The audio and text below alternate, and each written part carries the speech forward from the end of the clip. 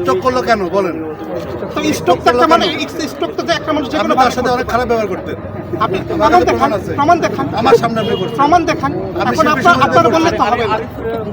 আপনার কখন স্টক করা? আপনি তাকে মানসিকভাবে হেনস্থা করতেন। ডাক্তার কি বলেছে? আপনি ডাক্তারের রিপোর্ট থেকে নিয়ম মতো হচ্ছে তাকে নির্যাতন করছেন। তার গায়ে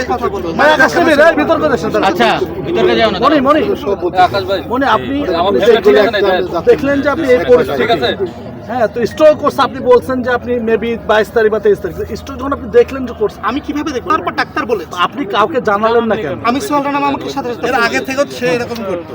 আচ্ছা দাঁড়াই নিবি দাঁড়া আমি সোহেল রানা মামাকে সাথে সাথে আম্মুকে হাসপাতাল ভর্তি করার পর ফোন দিয়েছি। আর আমার ছোট মাসি জানতেছে আম্মুকে হাসপাতাল নিয়ে যাচ্ছে। আমাদের তো ফ্যামিলির ব্যাপার। আর 25 তারিখে তো আমি সবাইকে জানালাম। 25 তারিখ আম্মুকে হাসপাতালে ভর্তি করার পর আমি কাকে জানাইনি। মিশা শতকর আঙ্কেলকে ফোন না তাকে টাকার জন্য তুমি ফোন করছো সোহেল রানা আঙ্কেলকে টাকার জন্য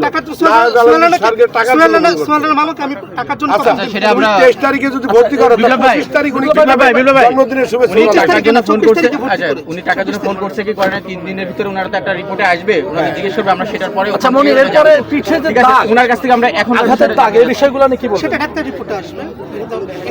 আচ্ছা এক মনে আমার শেষ প্রশ্ন শেষ করি। অঞ্জনা আপাকে আপনার নিজের মা এটুকু শুধু বলে দেন।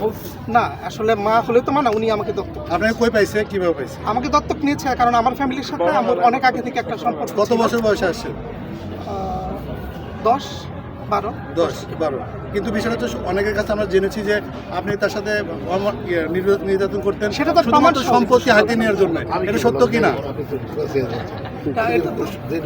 আচ্ছা আকাশ নিবিড় তোমার কাছে যদি এটার তথ্য প্রমাণ থেকে থাকে তুমি মামলা করো ঠিক আছে। আমার কাছে কথা অভিযোগ আছে যে আপনি সম্পত্তি আচ্ছা আকাশ নিবিড় নেওয়ার জন্য আপনি এই যে আকাশ নিবিড় করেছেন অঞ্জনা আপাকে। এটা কি সত্য? জিনিসটা না জড়ায় আপনার কাছে যদি ডাক্তার রিপোর্ট অনুযায়ী কথা বলবেন। এটাকে কথা বলতে দিবেন তো? আমি আনসার দিব। আপনারা আমাকে পেঁচাবেন আর আমি আনসার দিতে থাকবো তা না। আপনারা ডাক্তারি রিপোর্ট দেখেন। আপনারা প্রয়োজন হলে না আপনারা ওয়েট করেন 3 দিন। আমি তো বারবার বলে দিচ্ছি আপনার এই জিনিসটা ছিল কিনা? সম্পত্তি নেওয়ার জন্য তাকে নির্যাতন করতেন কিনা? আচ্ছা তাইব ভাইয়ের কাছে প্রশ্ন করি একটু এই দাগের ওই আপনি দিবেন না দাগের আসলে এটা আসলে আমিও কনফিউজ। আগে আমার 2020-এর শেষের দিকে লুজ মোশন হয়েছিল, 1 সপ্তাহ ছিল বিছানায় ছিল, তারপর নিজে নিজে ঠিক হয়ে গেছে। কিন্তু আমার যে মাইল্ড স্ট্রোক হয়েছে মাইল্ড স্ট্রোক হলে কিছু সিমটম থাকবে, যেমন কথা নাকি জড়িয়ে যায়, হাত পা নাড়াতে পারে না। হ্যাঁ এটা সত্যি, আম্মুর ডান পাটা একটু কম নাড়াতে পারতো।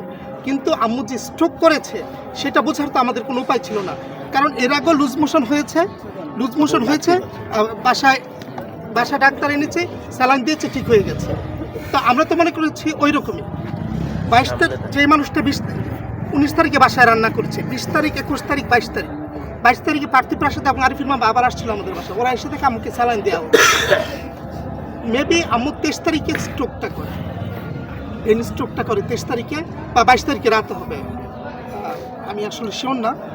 যখন আম্মুকে ইউনাইটেডে নেওয়া হয় বাসা থেকে, তখন আম্মুকে তো অজ্ঞান অবস্থায় নিয়ে যায়নি। উনি আচ্ছা, শুনতেছিলেন